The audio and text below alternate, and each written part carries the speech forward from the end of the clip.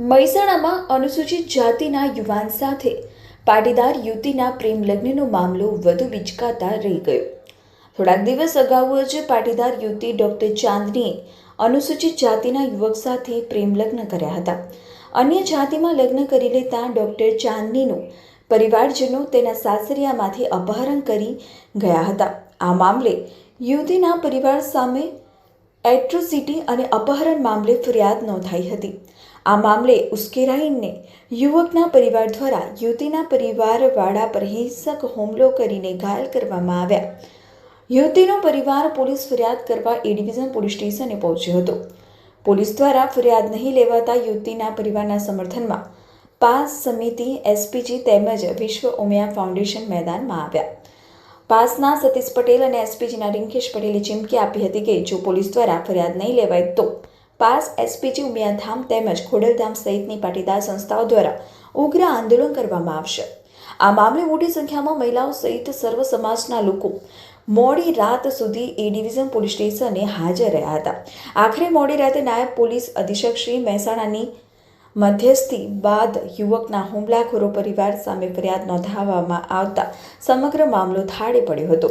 વિશ્વ ઉમિયા ફાઉન્ડેશનના મહિલા અગ્રણી રોનક પટેલે સંદેશો પાઠવતા કહ્યું કે મા બાપની મંજૂરીની ઈચ્છા વિરુદ્ધ થતા પ્રેમલગ્નો અટકાવવા દરેક સમાજની માતાઓએ 18 થી 20 વર્ષની દીકરીઓની મિત્ર બનીને રહેવું જોઈએ, જેથી દીકરી ખુલ્લા મનથી માતા સામે પોતાના વિચારો કે વ્યથા ઠાલવી શકે અને વિવાદાસ્પદ પ્રેમલગ્નોમાં ઘટાડો પણ થઈ શકે। આશિષ પટેલ, મહેસાણા।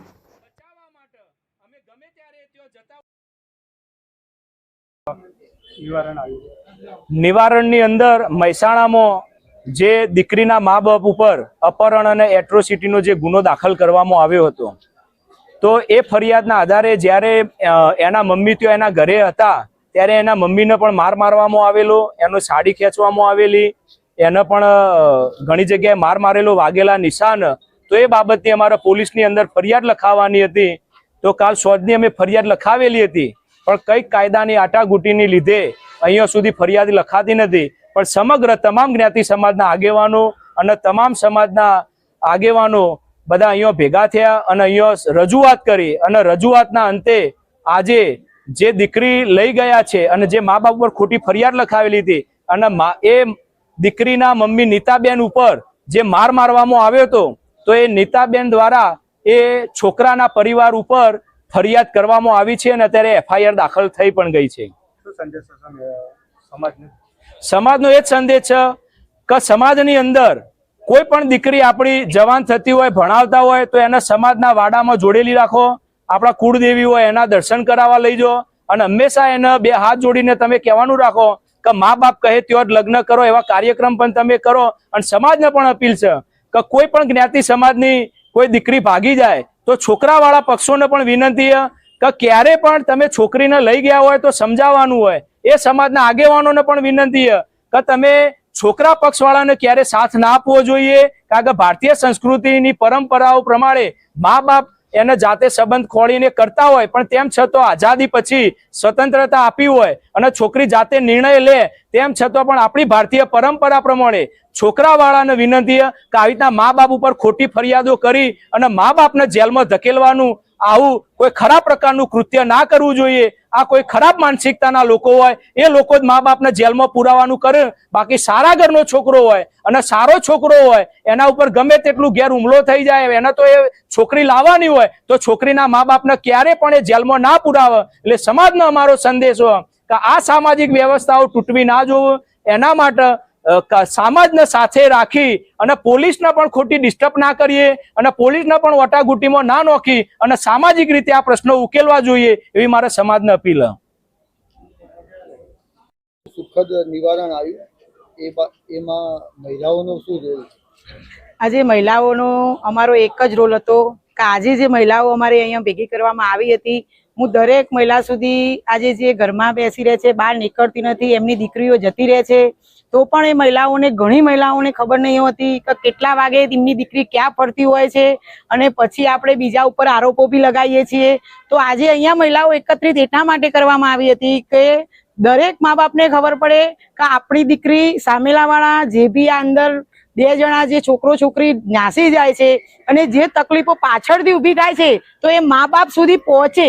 અમારી એક એવી હતી આજે કે મહિલા તરીકે કે મા બાપ સુધી ત્યાં પહોંચે તો મા બાપ ત્યાં એમનું નિવારણ ત્યાંથી જ નીચે આટલા સુધી આ પોલીસ સ્ટેશનના સુધી આપણે અહીંયા આવવું ના પડે અને ત્યાંથી જ નિવારણ થાય. અને જ્યાં સુધી આ મહિલાઓ અંદર રહીને જાગૃત નહીં બને ને બહાર નહીં આવે તો આવા અનેક સમાજોના પ્રશ્નોમાં આજે ઘણી જગ્યાએ આવા મુદ્દા બનવાના જ છે. તો એ જાગૃત કરવા માટે જ આજે અમે અહીંયા મહિલાઓ ભેગી થઈ હતી. પહેલા તો એક મિત્ર તરીકે માં સમજે એવી બરાબર શું કહેવા માંગશો? જે આવી સમસ્યાઓ આવતી દીકરી પોતે પણ એક માને પોતાની મિત્ર સમજીને જે પોતાની સમસ્યા કહી શકે, તો એવી કોઈ રજૂઆત હોય તો તમે કહી શકો? આમાં કેવું હોય છે, મા બાપ આજે બચારા અંદર એમના કામમાં વ્યસ્ત હોય છે અને દીકરીઓને આજે આપણે એમને ભણવાના લીધે આપણે એમને બહાર મોકલતા હોઈએ છીએ, કોલેજ જતી હોય, આપણે એમને એમના ભવિષ્ય માટે આજે છૂટછાટ આપતા હોઈએ દીકરીઓને. પણ દીકરીઓના મગજમાં એવો પ્રશ્ન નથી હોતો કે આજે મારા બા બાપ મને વિશ્વાસ કરીને આજે બહાર મોકલી રહ્યા છે તો એ મોકલી રહ્યા છે તો તમે એ વિશ્વાસનો આજે દીકરીઓ દુરુપયોગ કરવા માંડી છે. આજે 20 વર્ષના થાય 21 વર્ષના થાય એટલે એમની જાતે નિયમો કરે, જેને જણી છે, જે 9 મહિના એમને પેટમાં રાખીને એમને જે મોટી કરીને આજે બહાર આજે 20 વર્ષની કરી છે, એ મા બાપને પોતાને આજે એક દુઃખદ કહેવાય કે જયારે પોલીસ સ્ટેશનમાં આવે ત્યારે મા બાપને દીકરીઓ ઓળખતી જ નથી. અને એ દરેક સમાજ માટે બહુ મોટો પ્રશ્ન છે કે જયારે મા બાપને નથી ઓળખતી ને ત્યારે મા બાપને આઘાત લાગે છે. તો હું દરેક મા બાપને એક જ કહું છું કે તમે તમારી દીકરી જયારે 20 વર્ષની થતી હોય ને ત્યારે એ અલગ રૂમમાં જઈને વાતો કરવા માંડે ને ત્યારેથી તમે ચેતતા રહો અને એના પાછળ તમે બી જાગૃત રહો કે તમારી દીકરી શું કરી રહી છે ને એ આપણી બી ફરજ છે મા બાપ તરીકે. હાજી.